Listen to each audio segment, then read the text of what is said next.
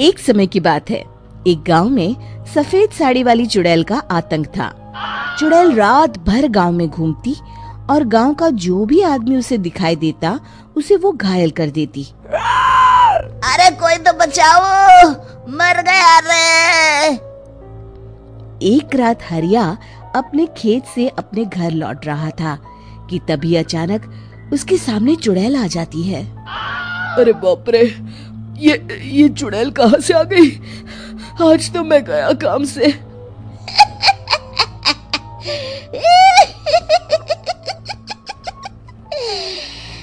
आज मुझे मेरा शिकार मिल गया। अरे चुड़ैल दीदी, मुझे छोड़ दो। जैसे ही चुड़ैल हरिया की तरफ बढ़ती है, हरिया वहाँ से भाग जाता है और अपने घर के दरवाजे पे पहुँचता है। अरे भगवान, जल्दी से दरवाजा खोलो, मेरे पीछे चुड़ैल पड़ी है। हरिया की पत्नी जल्दी से दरवाजा खोल देती है। अरे आप इतना हाफ क्यों रहे हैं? अरे मेरे पीछे चुड़ैल पड़ी है, आज तो मैं बाल बाल बच गया। जल्दी से सभी दरवाजे और सभी खिड़कियों को बंद करके बत्ती बुझा दो। तभी चुड़ैल हरिया के घर के पास पहुंच जाती है। अरे वो आदमी कहाँ गायब हो गया? मैं भी देखती हूँ आखिर कब तक बचेगा। मैं अपने शिकार को इतनी आसानी से नहीं छोड़ती। इतना कहकर चुड़ैल वहाँ से चली जाती है। वहीं दूसरी तरफ हरिया और उसकी पत्नी दोनों अपने घर की खिड़की से ये सब देख रहे होते हैं। अरे बाप रे, ये तो बड़ी डरावनी चुड़ैल थी। अगले दिन ये बात आग की तरह पूरे गांव में फैल जाती है और धीरे धीरे लोग चुड़ैल के डर के मारे शाम होते ही अपने घरों से बाहर निकलना बंद कर देते हैं। कुछ दिनों के बाद भाई, मैंने तो इस चुड़ैल के डर के मारे रात को अपने खेतों को पानी देना बंद कर दिया है। कहीं मेरी फसल सूख गई तो मैं तो कहीं का नहीं रहूंगा। साहूकार का कर्जा कैसे चुकाऊंगा? अरे भाई, पूरे गांव वालों का यही हाल है। पता नहीं ये चुड़ैल हमारे गांव में कहां से आ गई। फिर एक दिन गांव के पास वाली नदी के किनारे एक बहुत बड़े तांत्रिक के आने की बात कुछ गांव वालों को पता चलती है। वो लोग जाके ये बात गांव के मुखिया को बताते हैं। मुखिया जी, नदी के किनारे एक बहुत ही पहुंचे हुए तांत्रिक बाबा आए हैं। हमें उनसे मदद मांगनी चाहिए। मैंने सुना है वो बड़े बड़े भूतों और चुड़ैलों को अपने वश में कर लेते हैं। मुखिया जी सभी गांव वालों को लेकर उस तांत्रिक के पास पहुंच जाते हैं। ओम फट स्वाहा, ओम फट स्वाहा। तभी तांत्रिक अपनी बंद आंखों को खोलकर कहता है, क्या बात है? तुम सब लोग यहाँ क्यों आए हो? मुखिया जी उस तांत्रिक को सारी बात बता देते हैं। अच्छा, तो ये बात है। और तांत्रिक अपनी आंखों को बंद कर लेता है। मैं देख रहा हूँ तुम्हारे पूर्वजों ने बहुत पाप किए थे, जिससे ये गांव अब श्रापित हो चुका है। उसी के फल स्वरूप तुम्हारे गांव में चुड़ैल आई है। ये चुड़ैल बहुत खतरनाक है, ये किसी को नहीं छोड़ेगी। हे भगवान, मर गए रे, अब क्या होगा? तभी गांव के मुखिया जी कहते हैं, बाबा, इस चुड़ैल से हम सबको बचा लीजिए, कोई तो उपाय होगा। इसका सिर्फ एक ही उपाय है। सभी गांव वालों को बारी बारी हर दिन अपनी आधी फसल उस पहाड़ी के ऊपर बनी काली गुफा में छोड़ के आनी होगी। तभी उस चुड़ैल की भूख मिटेगी और श्राप का प्रभाव खत्म हो जाएगा और तुम सब जिंदा बच जाओगे। सभी गांव वाले उस तांत्रिक की बात को मान लेते हैं और वहां से चले जाते हैं।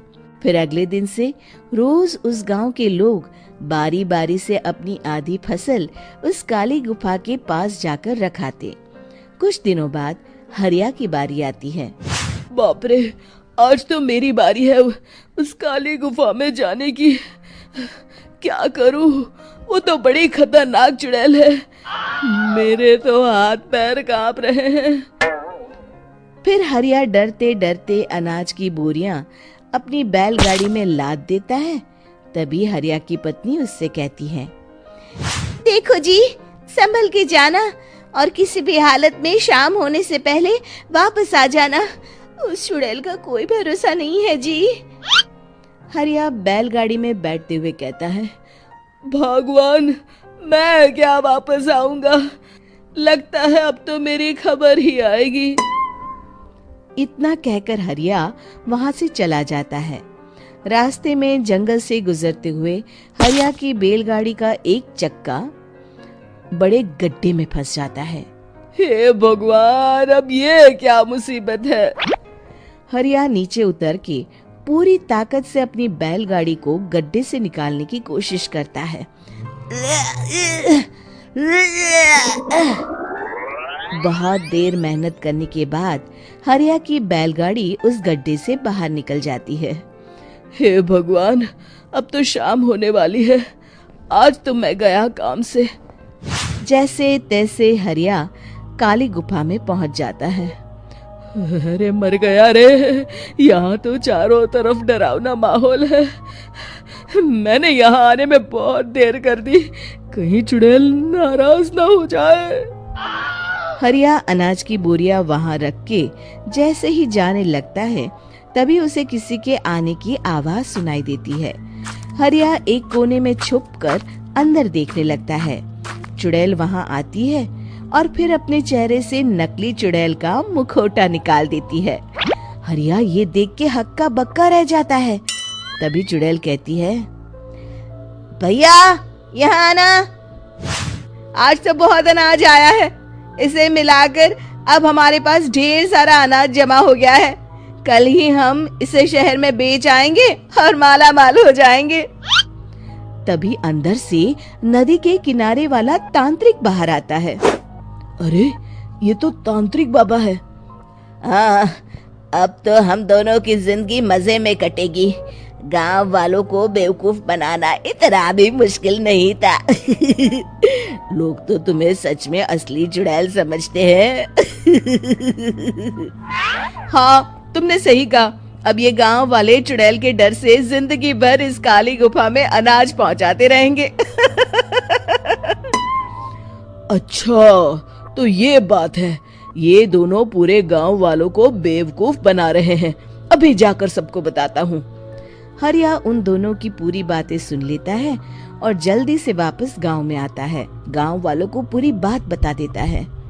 इससे पहले वो दोनों हमारा अनाज लेकर शहर जाए, हमें उन दोनों को पकड़ना होगा। उधर दूसरी तरफ नकली तांत्रिक और नकली चुड़ैल बनी औरत एक बड़ी गाड़ी में सारा अनाज लाद के वहां से निकलने की तैयारी कर रहे होते हैं। जल्दी करो, इससे पहले हमें कोई देख ले। हमें यहाँ से निकलना होगा। और तभी वो दोनों देखते हैं कि सामने से सभी गांव वाले अपने अपने हाथों में मशाल लेके आ रहे हैं। दोनों बुरी तरह डर जाते हैं। रुक जाओ, तुम दोनों का भांडा फूट चुका है। अरे मर गए रे, ये गांव वाले कहाँ से आ गए? तुमने क्या सोचा इतनी आसानी से यहाँ से निकल जाओगे? ये अनाज हमने अपने खून पसीने से दिन रात खेतों में मेहनत करके उगाया है। दोनों मुखिया जी के पैरों में गिर जाते हैं। हमें माफ कर दीजिए, हम दोनों एक नंबर के कामचोर हैं। बिना मेहनत किए पैसे कमाना चाहते थे। हाँ हाँ, अब हम आगे से मेहनत मजदूरी करके पैसे कमाएंगे। हमें कुछ मत करना, हमें छोड़ दीजिए। इतना कह के दोनों गांव छोड़ के भाग जाते हैं और सभी गांव वाले फिर से खुशी खुशी रहने लगते हैं। शिक्षा, तभी तो कहते हैं कि किसी भी समस्या का समाधान केवल सूझबूझ से ही करना चाहिए और कभी हिम्मत नहीं हारनी चाहिए। दोस्तों, हमें उम्मीद है कि आपको हमारी ये कहानी पसंद आई होगी। कृपया हमारे चैनल को सब्सक्राइब करें और सभी अपडेट्स के लिए बेल आइकन जरूर दबाएं। और हाँ, वीडियो लाइक और शेयर करना मत भूलिएगा। Bye bye.